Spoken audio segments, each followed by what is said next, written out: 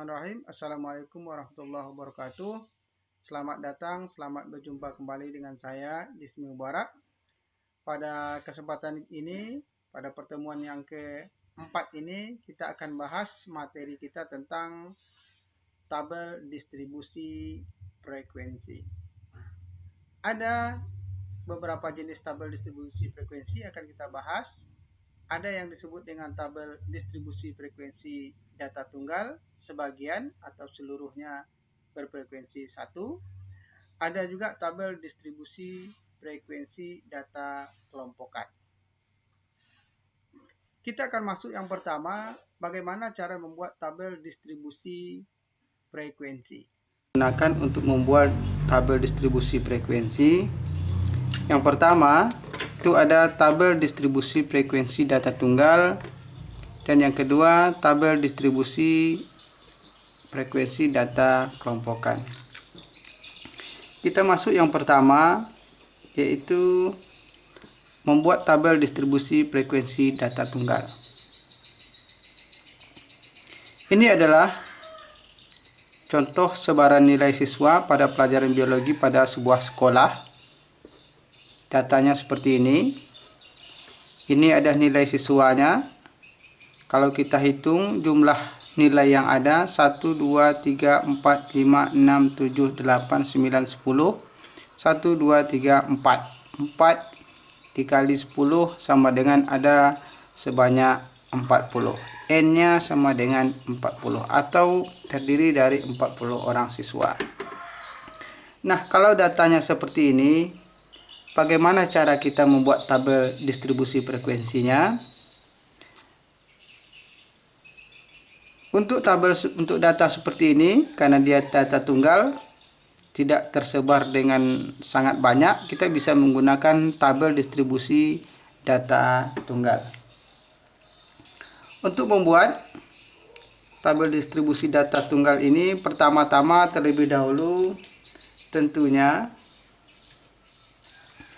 kita akan membuat tabel penolong. Tabel ini kita buat terdiri dari 3 kolom. Kita buat terlebih dahulu kolomnya. Kolom pertama berisi nilai. Kolom kedua nanti berisi sidik jari yang akan membantu kita untuk menghitung agar tidak ada kesalahan dalam penentuan atau penghitungan nilai frekuensi yang ada. Sedangkan kolom yang ketiga, yaitu nanti kita masukkan nilai frekuensi yang telah kita hitung. Kita ambil kolom pertama, kita anggap ini adalah nilai. Kita lambangkan dengan X. Kolom kedua kita lambangkan dengan tanda atau jari-jari. Dan yang ketiga itu kita lambangkan dengan frekuensi atau F. Nah, pertama terlebih dahulu kita urutkan nilainya yang ada. Boleh dari yang nilai terbesar terlebih dahulu ke nilai yang terkecil, atau juga boleh sebaliknya. Kita coba dulu, kita ambil dari nilai yang tertinggi. Contoh, nilai yang tertinggi kita lihat di sini ada nilai 10. Nilai 10 kita anggap tertinggi. Di bawah 10 ada nilai 9. Di bawah 9 ada nilai 8. Di bawah 8 ada nilai 7. Di bawah nilai 7 ada nilai 6. Di bawah nilai 6 ada nilai 5. Di bawah nilai 5 ada nilai 4. Di bawah nilai 4 ada nilai 3. Kita lihat di bawah nilai 3 itu tidak ada, berarti nilai terendah adalah 3. Nilai tertingginya 10, nilai terendah adalah 3. Kemudian kita cek nilai yang ada. Berapa nilai 10? Kita lihat yang mendapat nilai 10. Barisan pertama tidak ada. Barisan kedua ada 1. Kita beri lambang 1. Barisan yang kedua tidak ada. Barisan yang ketiga ada 1. Kemudian nilai 9. Kita cek di baris yang pertama ada 1. Barisan yang kedua tidak ada. Barisan yang ketiga ada 1. Kemudian barisan yang keempat ada 1. Berikutnya nilai 8. Baris pertama ada 1. Baris kedua ada 1 lagi. Baris yang ketiga ada 1. Kemudian ada 1 lagi, 4. Baris yang terakhir ada 1, 5. Kemudian nilai 7. Barisan pertama 1. Barisan kedua ada 2. Berarti sudah 3. Barisan ketiga ada 1. Berarti sudah 4. Barisan keempat ada 1. Berarti 5. Kemudian nilai 6. Nilai 6 barisan pertama ada 1, 2, 3. Ada 3. Barisan kedua ada 1, 2. Berarti sudah 5. Barisan kedua barisan ketiga ada 1, 2, 7. Barisan keempat 1, 2, 3. 1, 2, 3. Ada 10. Nilai 5. Barisan pertama ada 1, 2, 1, 2. Barisan kedua 5, 1, 2, 1, 2. Barisan ketiga 1, 2, 1, 2. Barisan keempat terakhir 1, ada 7. Nilai 4. Barisan pertama ada 1, 2, 1, 2. Barisan yang kedua ada 1. Barisan ketiga 1.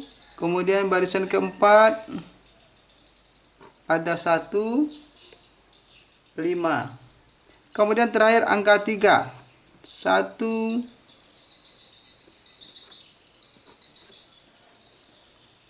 2,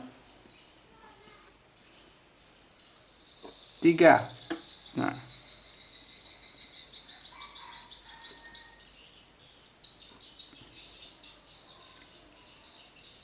ada 3. Nilai 5 ada 7. Kita lupa coretnya tadi.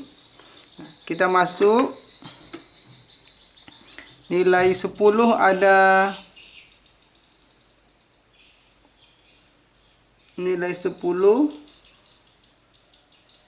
ada sebanyak 2. Nilai 9 ada 3. Nilai 8 ada 5.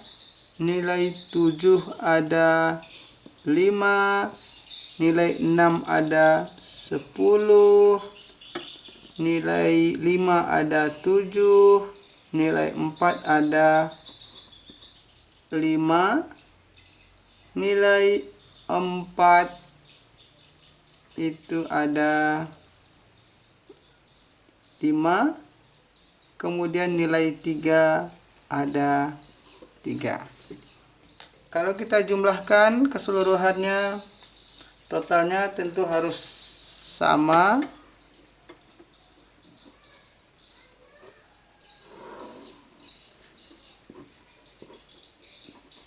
N-nya haruslah 40. 2 tambah 3, 2, 5, 5, 10, 15, 25, 32, 37, 40. N sama dengan 40. Kita sempurnakan tabel kita. Cukup kita gunakan 2 saja kolom yang ada sebagai penyempurnaan. Kita hilangkan kolom sidik jarinya sehingga menjadi 2 kolom.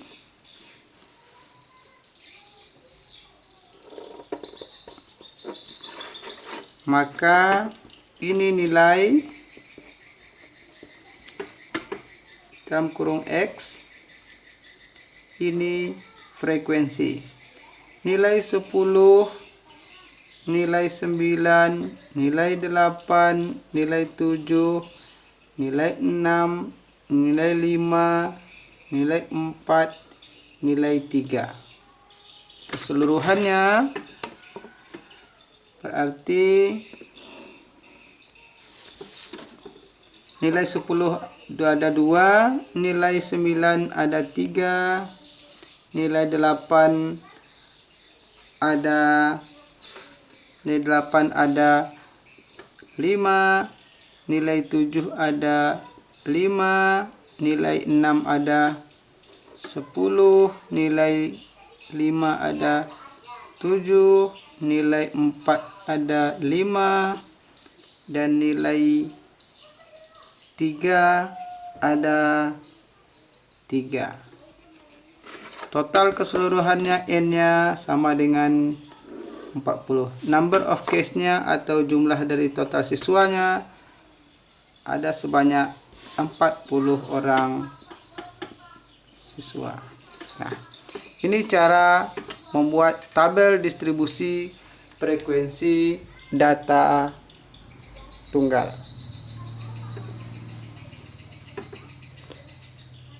Kita masuk berikutnya, cara membuat tabel distribusi data kelompokan. Untuk membuat tabel distribusi data kelompokan, kita gunakan metode Stargast. Ini adalah contoh nilai ujian akhir mata kuliah statistik mahasiswa Universitas Pasir Pengarayan tahun 2020 dari 70 orang mahasiswa.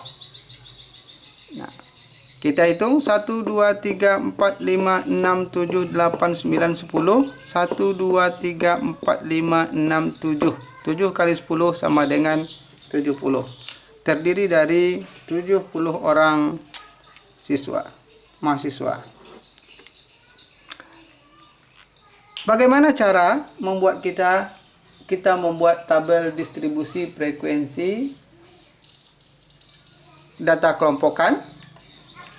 Kalau tadi datanya tidak terlalu banyak, hanya ada 40 data, sehingga kita bisa buat menjadi tabel distribusi data tunggal. Tetapi kalau seperti ini jumlahnya lebih banyak, maka kita bisa membuatkan menjadi tabel distribusi data kelompokan. Bagaimana cara mengelompokkannya? Menurut Stargest, ada beberapa langkah yang harus dilakukan untuk membuat tabel distribusi data kelompokan ini. Yang pertama,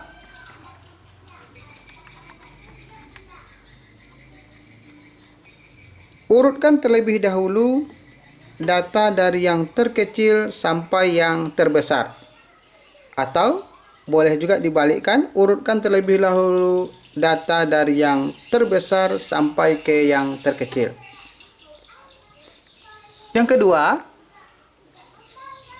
hitung jarak atau rentangan atau dilambangkan dengan R, di mana R adalah data dari nilai tertinggi dikurang dengan nilai dari data terendah.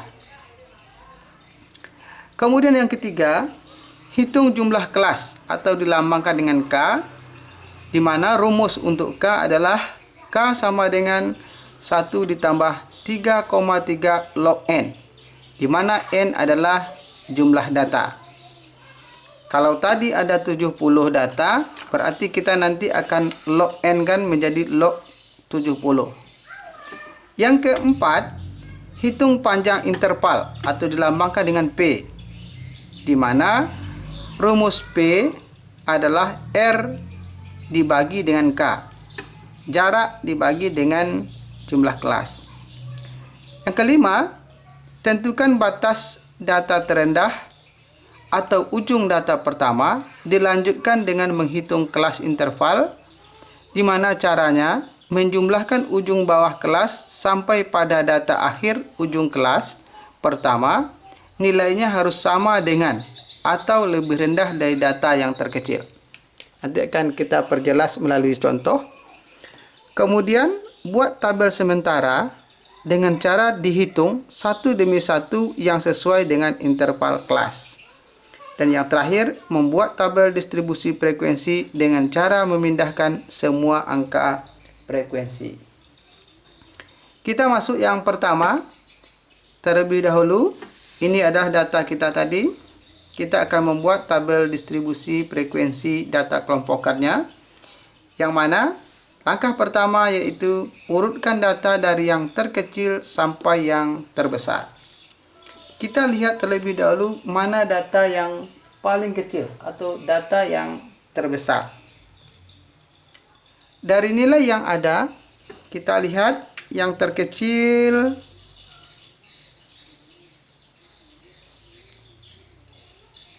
ini 60. Adakah yang lebih rendah dari 60?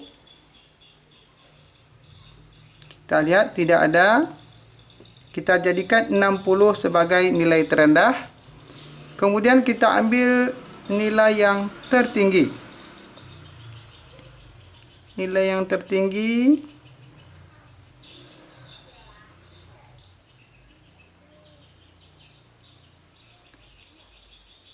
(90), 81,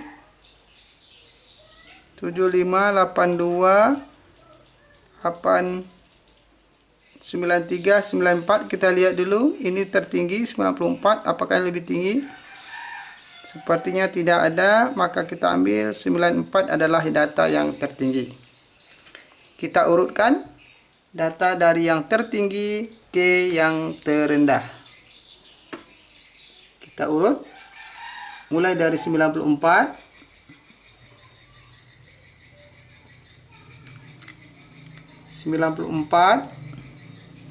Ini 94, ada 2 94. Kemudian setelah 94 adakah lagi? Tidak ada. Kemudian di bawah 94 ada 93. 93. Adakah lagi 93? Tidak ada. Setelah 93, 92. Adakah 92? Tidak ada. Kemudian berikutnya 91.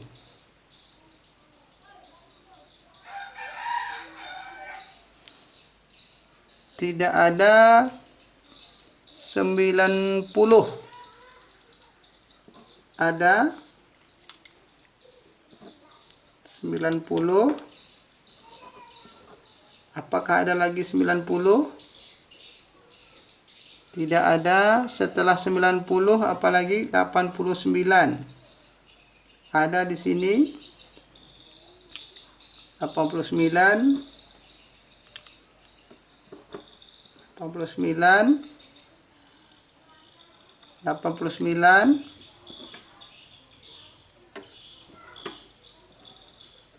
89.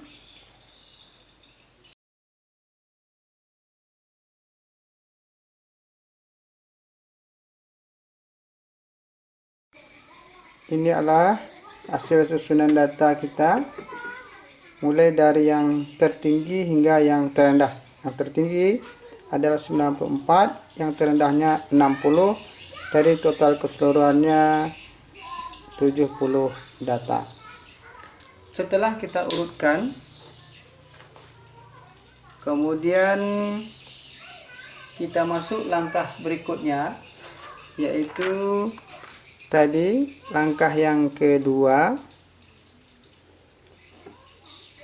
menghitung jarak atau rentangan, di mana rentangan atau R adalah data tertinggi dikurang dengan data terendah. Kita masuk yang kedua.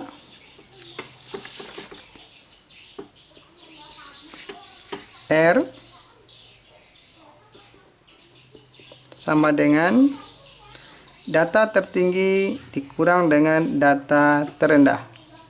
Data tertingginya tadi adalah 94. Berarti 94 dikurang dengan data terendah. Data terendahnya adalah 60. Berarti 94 dikurang 60 sama dengan berapa? 34. Kita masuk langkah yang ketiga. Langkah yang ketiga, hitung jumlah kelas atau K, di mana nilai dari K sama dengan 1 tambah 3,3 log N. Berarti K sama dengan 1 ditambah 3,3 log N. N karena dia 70 berarti log 70. Berarti sama dengan 1 ditambah 3,3 log 70 berapa? 3 log 70 berapa? Saya gunakan kalkulator.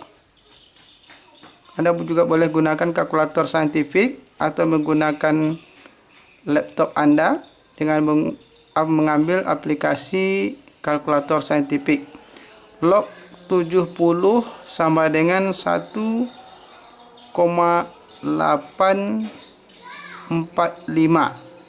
Jadi kalau kita jumlahkan menjadi 1 ditambah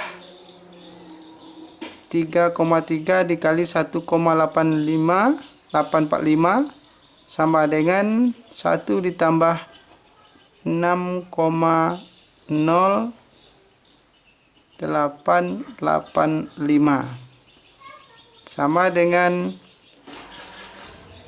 7,0887. Bila kita bulatkan bisa menjadi 7. Kita lanjut langkah yang keempat. Langkah yang keempat yaitu menghitung panjang interval, dilambangkan dengan P, di mana rumus P sama dengan R dibagi dengan K. Berarti P sama dengan R-nya tadi 34 dibagi dengan K, dibagi dengan 7. 34 bagi 7 berapa?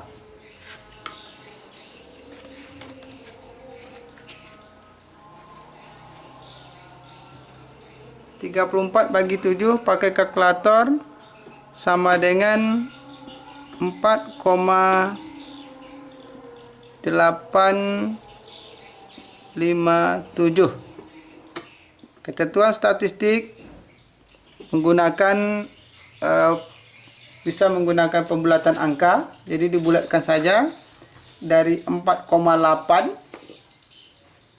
kita bisa genapkan menjadi 5. Kemudian menentukan berikutnya yang kelima, tentukan batas data terendah atau ujung data pertama. Dilanjutkan dengan menghitung kelas interval. Caranya menjumlahkan ujung bawah kelas sampai pada data akhir ujung kelas pertama. Nilainya harus sama dengan atau lebih rendah dari data terkecil. Nah, untuk menghitungnya,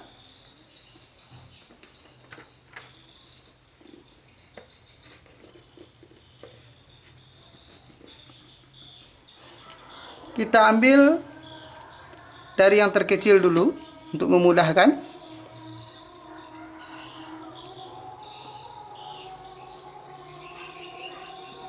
Bagian yang kelima, nilai atau batas bawah. Kita ambil yang paling rendah, berarti nilainya adalah 60. Tadi sudah disebutkan, tentukan batas data terendah atau ujung data pertama. Kita tambahkan dengan, ini adalah batas bawah. Kita lambangkan dengan batas bawah. Atau di sisi lain kita berikan batas atas. Kita lambangkan dengan BA, batas atas. Batas bawahnya adalah nilainya 60, kita ambil di sini. Kemudian kita tambahkan dengan angka P tadi, berarti 60 tambah 5. Kita tambahkan 5 supaya muncul data batas bawahnya. Kita kurang dengan kelas, satu kelas dari bagian sisi yang lain, kita kurang 1. 60 tambah 5, 65 dikurang 1 sama dengan 64. Kita ambil 64 data atas. Setelah 64 ada lagi angka berikutnya, berarti 65. 65 kita tambahkan, berarti 65 tambah 5 kurang 1. Berapa? 65 berarti 70 kurang 1 jadi 69. Berikutnya setelah 69 ada 70. 70 tambah 5 kurang 1 sama dengan 69, 70, 75, 74. Betul? Kemudian setelah 74 ada 75. 75 berarti 75 tambah 5 kurang 1. Berarti 80 kurang 1 sama dengan 79. Kemudian setelah 79 ada nilai 80. 80 tambah 5 dikurang dengan 1. Berarti 85 kurang 1, 84. Kemudian setelah 80, 84, 85. Berarti 85 tambah 5 kurang 1. Berarti 90, 89. Betul? Kemudian 90 49, 90, 80 tambah 5 kurang 1 berarti 85. Maaf, ini 90 ya. 90 tambah 5 kurang 1 berarti 94. Nah, selesai. Kita dapati ini nilainya ada nilai batas atas dan ada nilai batas bawah. Baru setelah itu kita akan buat tabel. Kita susun menjadi tabel distribusi frekuensi sama dengan seperti yang pertama tadi kita buat. Kita buat dengan 3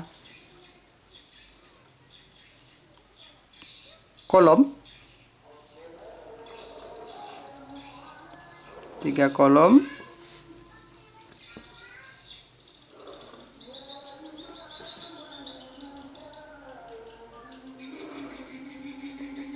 kolom. Kolom pertama terdiri dari nilai berikut dengan intervalnya.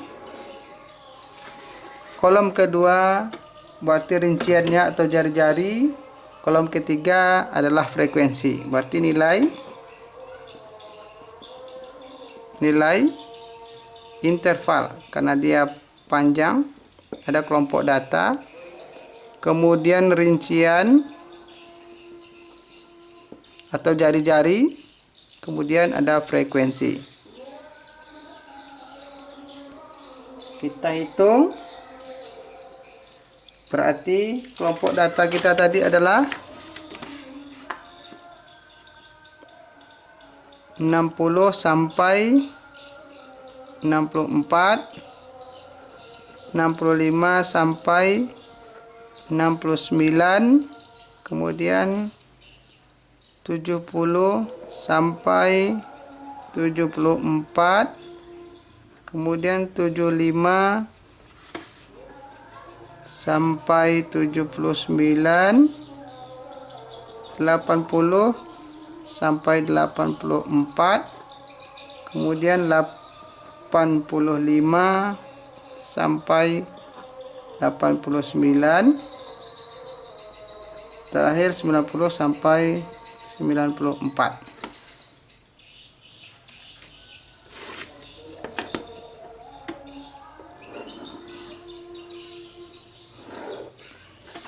Baru kita hitung data yang ada, kita tentukan, kita buat tabel sementara untuk membentuk atau menentukan nilai distribusi frekuensi. Sama dengan tadi.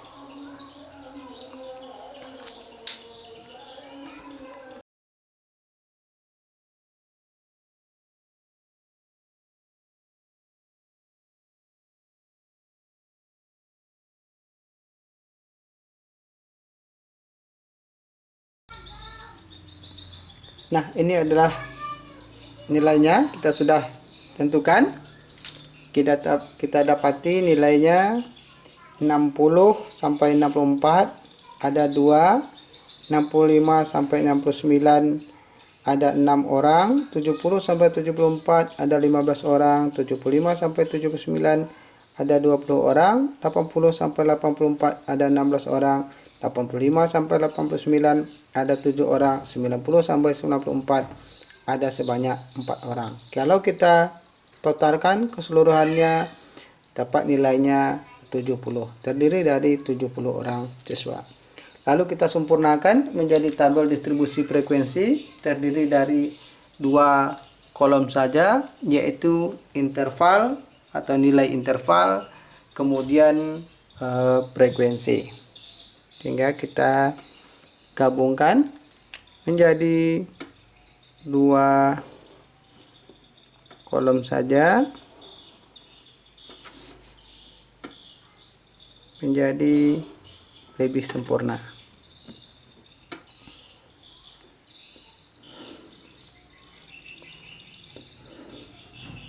Kolom pertama adalah nilai interval.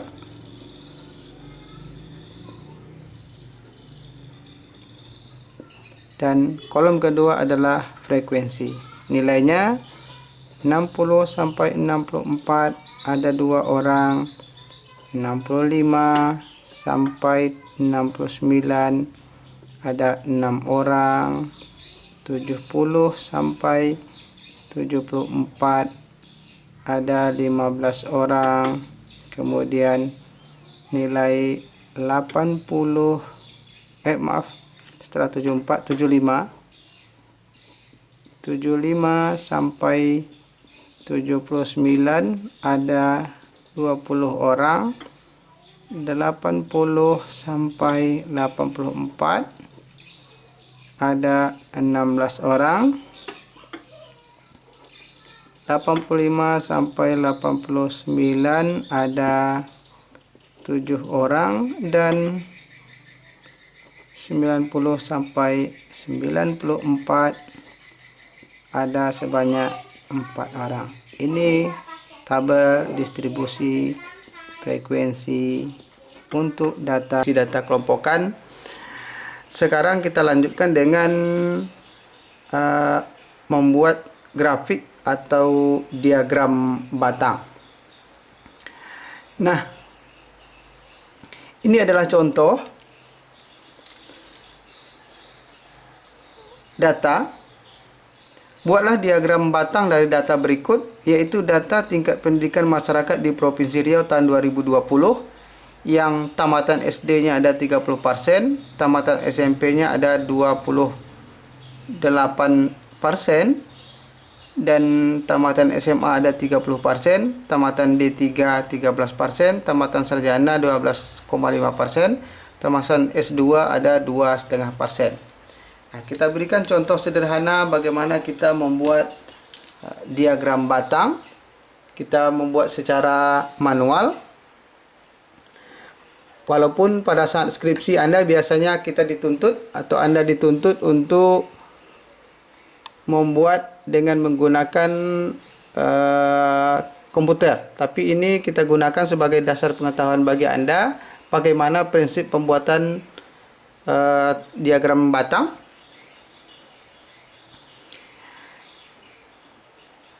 Caranya untuk membuat diagram batang, terlebih dahulu kita buat skalanya. Ada sumbu Y tentunya.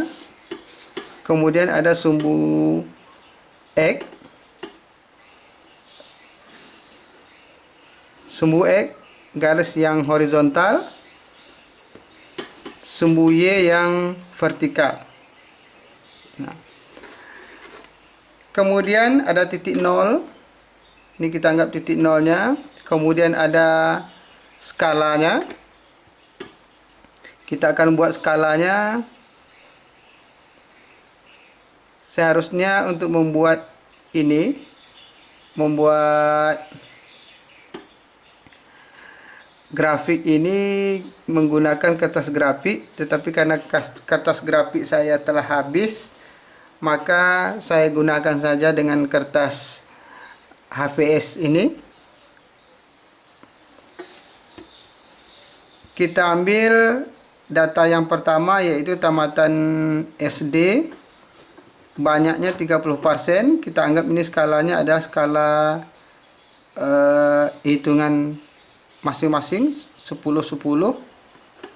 Berarti 10-20. Di sini adalah tamatan SD 30%. Titiknya ada di sini.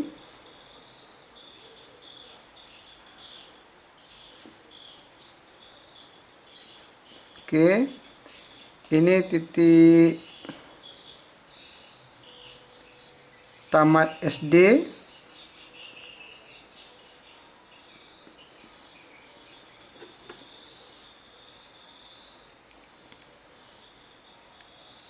Kemudian berikutnya tamat SMP ada 28%, berarti berbeda sedikit saja.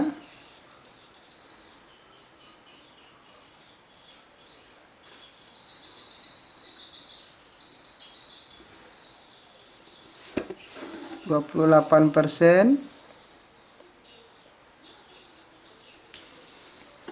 Kemudian tamatan SMA sama lagi 30%.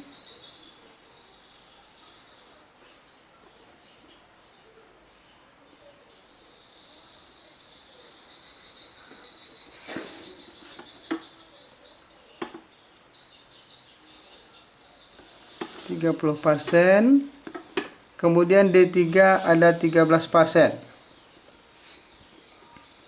D3 ini 10 garis konturnya, kita ambil 13. Kira di sini 13 lebih dari 10 sedikit.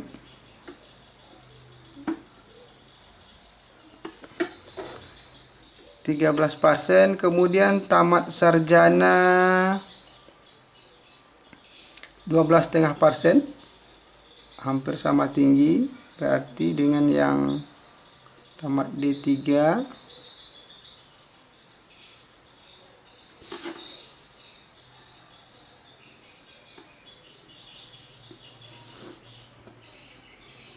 Kemudian yang tamat S2 2,5%.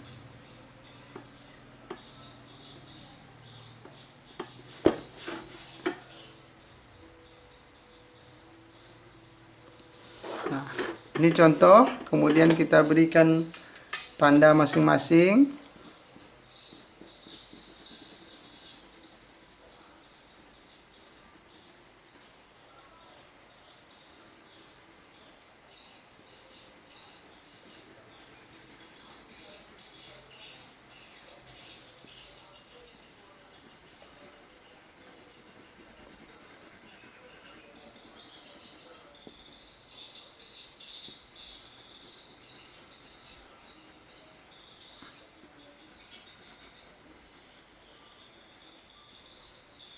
Nah, boleh kita buat catatan di atasnya. Ini ada 30%, ini 28%, ini 30%, ini 13%, ini 12,5%, dan ini 2,5%.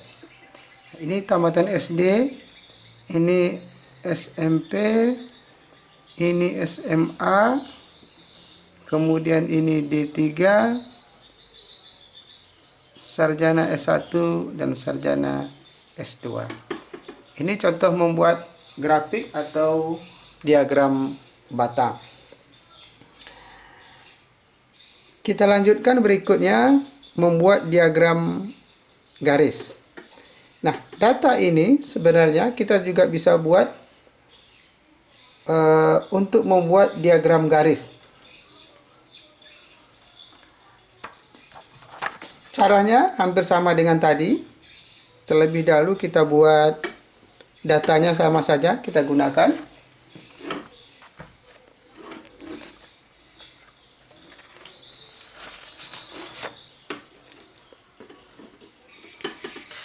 Kita ambil data yang sama untuk membuat diagram garis.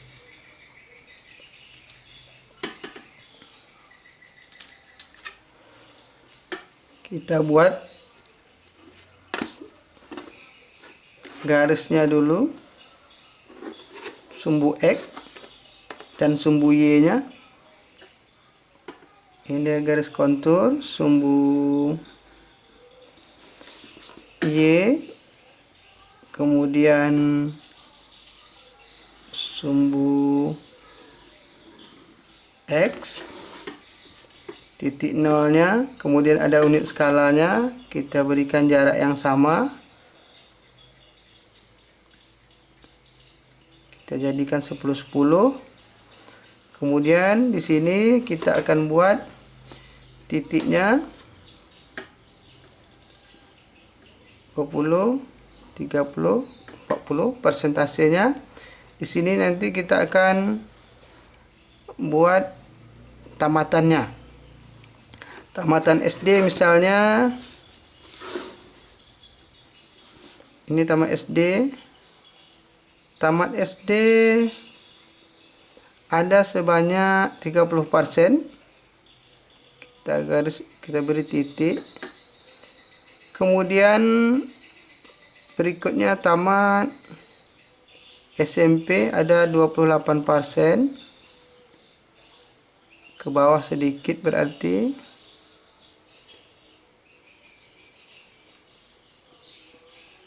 Kemudian tamat SMA ada 30%. SMA. Lalu tamat D3 ada 13%. Lebih dari 10. Kita anggap di sini 13 D3. Kemudian tamatan sarjana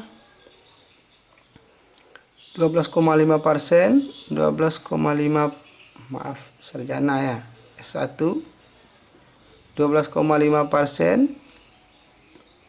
Kita anggap di sini. Kemudian ada tamatan S2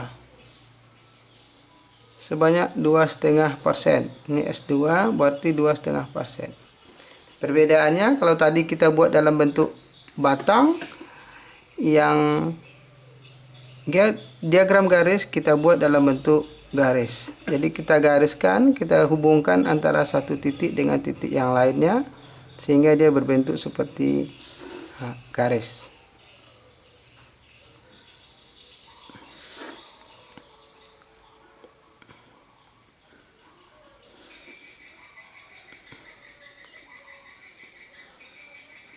Nah, jadi seperti ini. Jadi tamatan SD ketika dijadikan menjadi grafik garis ada 30%, SMP 28%, SMA ada 30%, D3 ada 13%, S1 ada 12,5% dan S2 ada 2,5%. Kemudian kita akan lanjutkan nanti dengan bagaimana membuat histogram